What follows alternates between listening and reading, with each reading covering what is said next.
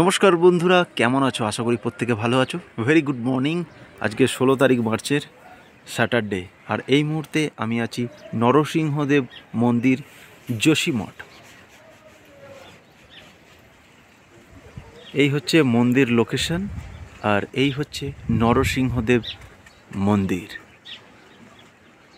মন্দিরটা সম্বন্ধে বলে নিই।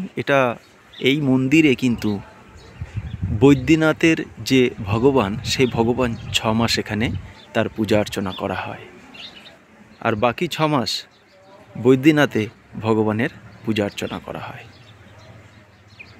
যখন বৈদ্যনাথে বরফ পড়ে, মানে এই শীতের সিজনটা, উইন্টার সিজনটা, তখন কিন্তু ভগবানকে ওখানেই রাখা হয়, বাট ওনার স্বরূপ একটা ডলি, মানে পালকি, যেখানে ওনার গাদ্দা বা বালিশ টালিশ থাকে, সেই জিনিসগুলোকে এই মন্দিরে এনে রাখা হয়।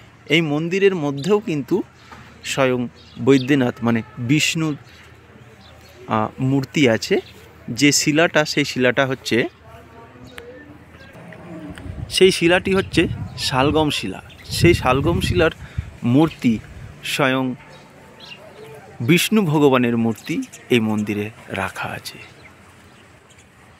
6 মাস এই মন্দিরে পুজো হবে, এবং যখন কেদারনাথের বা ওটা মনে হচ্ছে ঠিক বৈশাখ মাসের পরে, মানে মে মাসের 14-15 তারিখের পরে, যখন কেদারনাথ বৈদ্যনাথ খুলবে, সেই সময় এইখানে যে ডলিটা রাখা আছে, সেই ডলিটা আবার কিন্তু ওইখানে নিয়ে যাওয়া হবে।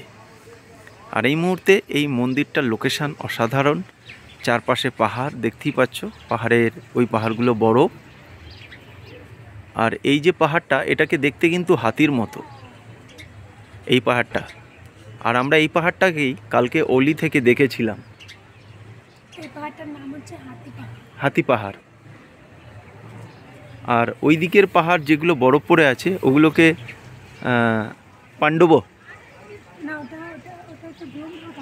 হ্যাঁ, ব্রহ্মা পাহাড় না, ওটা ব্রহ্মা। ওই দিকে আছে পাণ্ডব পাহাড়টা, যেটা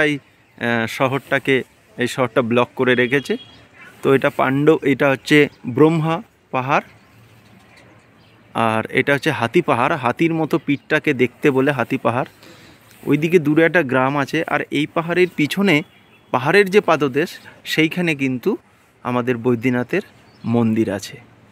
তো এখন যেহেতু বরফ ঢাকা, ওই দিকের পাহাড়টা পুরো বরফ ঢাকা, তো ওই জন্য 6 মাসের জন্য ঠাকুরের স্বরূপ হিসাবে এই নরসিংহদেবের যে মন্দির, এই মন্দিরে পূজা অর্চনা করা হয়।